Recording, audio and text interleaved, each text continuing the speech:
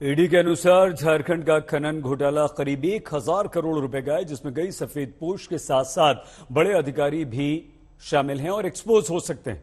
इस रिपोर्ट में देखिए आखिर क्या है पूरा खनन घोटाला और इसमें अब तक किसकी किसकी गिरफ्तारी हो चुकी है। साथ ही मुख्यमंत्री हेमंत सोरेन तक घोटाले की जांच और उसकी आंच कैसे पहुंची।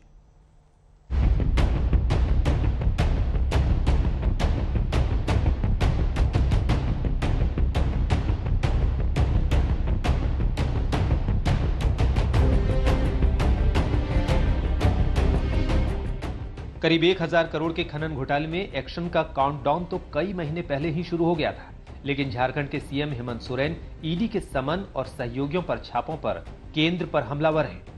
ये कितनी बड़ी संस्था है हमें बताते हैं। कभी कभी आपको लगेगा कि पूरे देश में ये लोग सक्रिय हैं एक साथ, क्या उनके पास इतनी दक्षता है? लेकिन आज आप देखेंगे तो वो ये सिर्फ और सिर्फ जहां गैर भाजपा शासित राज्य है वहां पर इनकी सक्रियता कुछ भिन्न दिखती है और सब जगहों पर भिन्न दिखती है। इनके सहयोगी जब रंगे हाथ पकड़े जाते हैं, उनसे कोई सवाल जवाब ना, उनसे कोई पूछताछ। आप देखिए इतना बड़ा ड्रग का खेप पकड़ाता है किसके यहाँ? यूपी में 300-400 करोड़ रुपए जो पकड़े जाते हैं कैश, कहाँ गए वो लोग? और जहां जिनके यहाँ एक मकई का दाना नहीं मिलता है उसको आप सलाखे के अंदर डाल देते हैं। तो देखिए अब जो हमें जो जान पा रहे हैं, जो हमें भी खबर आती है कि आज एजेंसियां भी इस बात से इनकार नहीं करती हैं कि क्या कीजिएगा, नौकरी है। दरअसल साहिबगंज और उसके आसपास के इलाके में बड़े पैमाने पर अवैध खनन हुआ था, जिसमें करीब 1,000 करोड़ का घोटाला हुआ। ईडी का एक्शन झारखंड में मई के पहले सप्ताह से ही शुरू हो गया था। सबसे पहले आईएएस पूजा सिंघल के ठिकानों पर छापेमारी की गई थी। ईडी ने पूजा सिंघल के खिलाफ कार्रवाई करते हुए उसके सीए सुमन कुमार के घर से 19 करोड़ रुपए बरामद किए थे। इसके बाद ईडी ने दोनों को गिरफ्तार कर जेल भेज दिया था। वहां से परत दर परत मामला खुलना शुरू हुआ।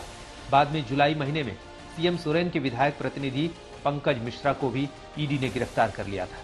फिर अगस्त महीने में प्रेम प्रकाश, जिसकी सत्ता में तूती बोलती थी, उसकी गिरफ्तारी हुई और अब ईडी ने खनन घोटाले में सीधा मुख्यमंत्री को तलब किया है। यहां यह समझना जरूरी है कि हेमंत सोरेन का नाम आखिर 1,000 करोड़ के खनन घोटाले में कैसे जुड़ गया।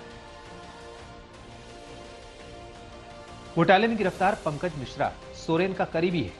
पंकज के घर से सोरेन के साइन किए हुए 2 चेक मिले थे। ईडी की चार्जशीट में आरोप है कि अवैध खनन का रैकेट चलाने वाले आरोपी पंकज मिश्रा ने सीएम से संबंधों का फायदा उठाया और उसने सोरेन के कहने पर करोड़ों की रकम डाइवर्ट की। इतना ही नहीं, पंकज सीएम का नाम लेकर अफसरों को कार्रवाई नहीं करने की धमकी भी देता था। अब तक पूरे मामले में 47 ठिकानों पर छापे मारे गए,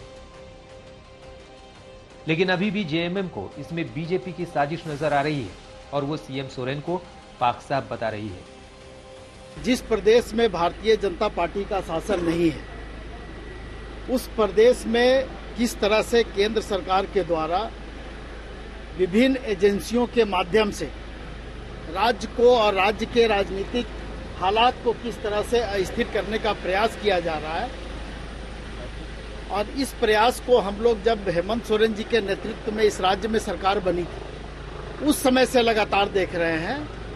और झारखंड मुक्ति मोर्चा पूरी तरह से तैयार रहती है हर परिस्थिति के लिए। भले ही ईडी अभी मुख्यमंत्री को सिर्फ पूछताछ के लिए बुला रही हो, लेकिन बीजेपी ने अभी से उनकी गिरफ्तारी की भविष्यवाणी कर दी है।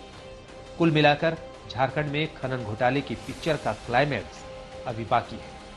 आकाश कुमार के साथ सत्यजीत कुमार, रांची, आज तक।